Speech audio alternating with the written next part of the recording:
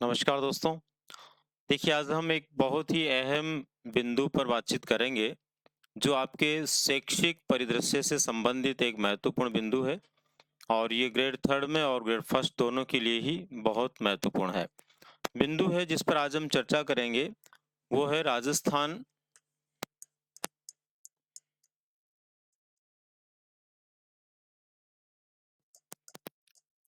Open school.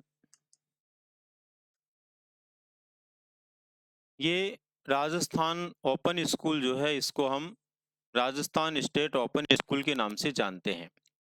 इसको हम सामान्यतया राजस्थान स्टेट ओपन स्कूल के नाम से जानते हैं। Rajasthan state open school. आज हम राजस्थान स्टेट ओपन स्कूल के बारे में उन खास बिंदुओं पर चर्चा करेंगे, जो कि इसके क्षेत्र में आपको जानने ज़रूरी है और आपके परीक्षा के दृष्टिकोण से महत्वपूर्ण है। सबसे पहले तो इसकी स्थापना कब हुई, किस उद्देश्य को लेकर के इसकी स्थापना हुई, कहाँ पर ये स्थापित है, किस तरह से काम करता है, किस तरह से कौन से बालकों को यहाँ पर प्रवेश मिलता है और कौन-कौन सी क्लास के लिए यहाँ पर जो है परीक्षाएँ आयोजित होती है। तो देखिए, सबसे पहले तो ये इस तरह के जो ओपन स्कूल हैं, इनकी स्थापना जो की गई उसके पीछे एक बहुत बड़ा कारण ये था कि ऐसा हमारे देश के पहले जो प्रधानमंत्री थे, पंडित जवाहरलाल नेहरू, उन्होंने 10 नवंबर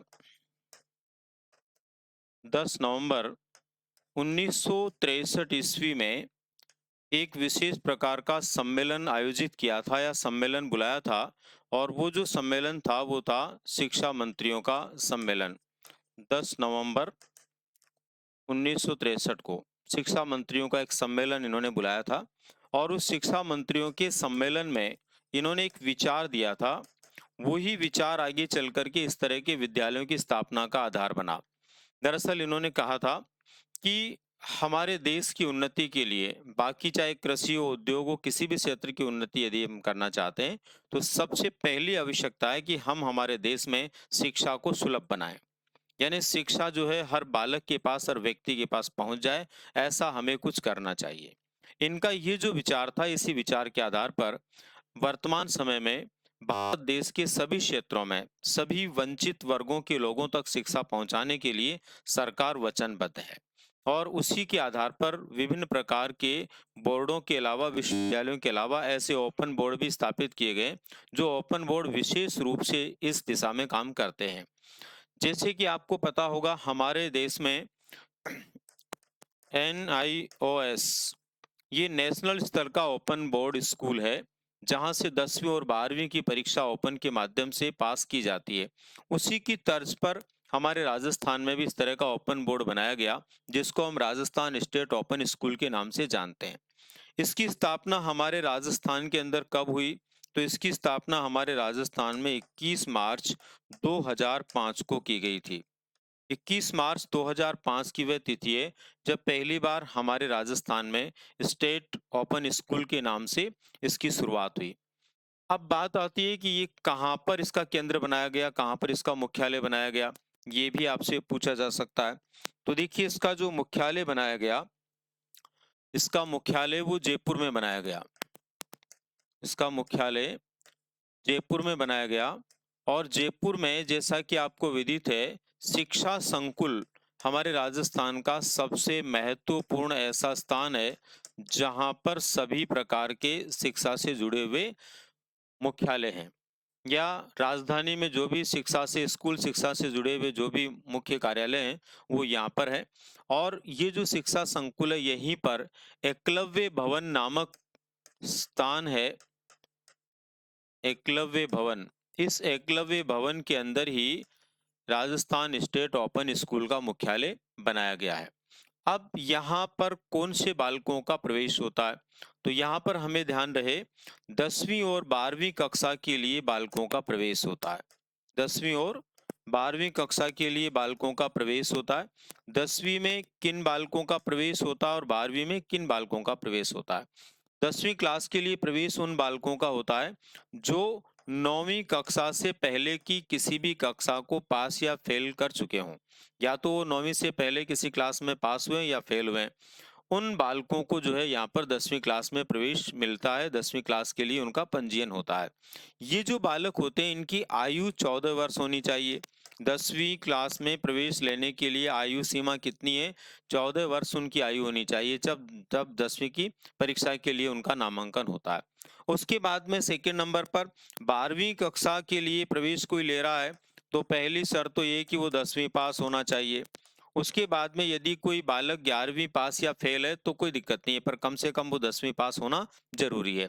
उसी के बाद 12वीं के लिए उसका पंजीयन होता है और इसके लिए आयु रखी गई है 15 वर्ष, यानी 15 वर्ष की आयु का कोई भी व्यक्ति इसमें प्रवेश ले सकता है। अब बात आती है दोस्तों यहाँ पर जो परीक्षाएं होती है वो किस प्रकार से होती है और परीक्षाओं से पहले भी क्या उनके लिए कोई विशेष कार्यक्रम होता है। तो सबसे पहले तो ये ध्यान रहे कि यहाँ पर जो ये व्यवस्था बनी हुई है, इस व्यवस्था के अनुसार 2 बार सत्र में परीक्षाएं होती है। एक जो शैक्षणिक सत्र होता है, उस एक शैक्षणिक सत्र में 2 बार परीक्षाएं होती है। एक बार परीक्षा होती है अक्टूबर नवंबर में, अक्टूबर और नवंबर के महीने में एक बार परीक्षा होती है, और दूसरे नंबर की जो परीक्षा होती है वो होती है मार्च अप्रैल में, मार्च अप्रैल में परीक्षा होती है। इस तरह से एक सत्र में 2 बार यहाँ पर परीक्षाओं का आयोजन होता है। ये 2 बार परीक्षाएं जो यहाँ पर आयोजित होती है, 2 बार परीक्षाएं जो यहाँ पर आयोजित होती है, इन 2 बार की परीक्षाओं में एक बालक बैठ सकता है और एक से अधिक बार बैठ सकता है। कुल मिलाकर यूं कह सकते हैं कि एक बालक जो 10वीं या 12वीं यहाँ से पास करना चाहता है, 10वीं या 12वीं यहाँ से पास करना चाहता है, वह बालक 10वीं 12वीं पास करना चाहने वाला बालक यहाँ पर 5 वर्षों तक लगातार परीक्षा दे सकता है और 9 बार यहाँ पर वो परीक्षा में बैठ सकता है। 9 बार परीक्षा के लिए वो बैठ सकता है, यानी कि 5 वर्षों तक वो आराम से यहाँ पर परीक्षा देगा, कोई दिक्कत नहीं है, और 9 बार वो परीक्षा में बैठ सकता है और 9 बार परीक्षा में बैठ करके भी अपनी परीक्षा को पास कर सकता है। इस तरह की व्यवस्था यहाँ पर की गई है। अब इसके बाद में देखिए, ये जो बालक होते हैं क्या इनको कोई विशेष प्रशिक्षण भी मिलता है परीक्षा से पहले? तो बिल्कुल देखिए, इनका एक संपर्क कार्यक्रम होता है, इनका एक संपर्क कार्यक्रम होता है, और ये जो संपर्क कार्यक्रम इनके लिए होता है, ये होता है उन बालकों के लिए 15 दिवस का। ये 15 दिवस का जो कार्यक्रम होता है, ये कब से कब तक होता है इसकी भी तारीख निश्चित है। ये 25 दिसंबर से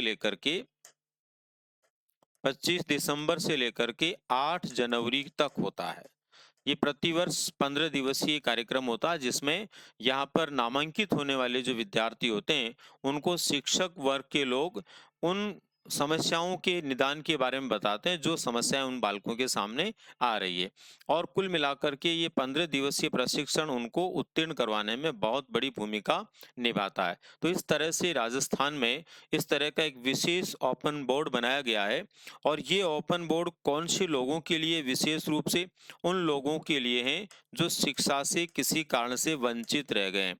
शिक्षा से वंचित जो रह गए हैं, उन लोगों के लिए इसकी व्यवस्था की गई है, यानी वंचित वर्ग के लोगों के लिए इसकी व्यवस्था की गई है। इसमें महिला, पुरुष, बच्चे और किसी भी उम्र के, जो निर्धारित आयु है 14 और 15 वर्ष, उसके बाद किसी भी उम्र के व्यक्ति भाग ले सकते हैं और वो अपनी शैक्षणिक योग्यता को बढ़ा सकते हैं। अब बात आती है कि ये जो ओपन बोर्ड से कोई पढ़ता है, तो उसकी 10वीं और 12वीं की मार्कशीट जो होती है, वो किसी दूसरे स्थान पर लगाने के लिए, नौकरी के लिए या दूसरे कार्यों के लिए अपनी वैल्यू रखती है कि नहीं रखती है। तो ये हमें ध्यान रहे कि यहाँ से 10वीं और 12वीं की जो अंक तालिका मिलती है, ये सीबीएसई और आरबीएसई दोनों ही बोर्डों की अंक तालिका के समकक्ष मान्यता रखती है, यानी कि सीबीएसई की और आरबीएसई की जो मान्यता है, उसी के समान यहाँ की अंक तालिका की भी मान्यता होती है। तो दोस्तों, ये था राजस्थान स्टेट ओपन स्कूल के संदर्भ में सामान्य जानकारी जो आपको परीक्षा में पूछी जा सकती है। मिलते हैं फिर इसी तरह के किसी नए बिंदु के साथ में, तब तक के लिए धन्यवाद।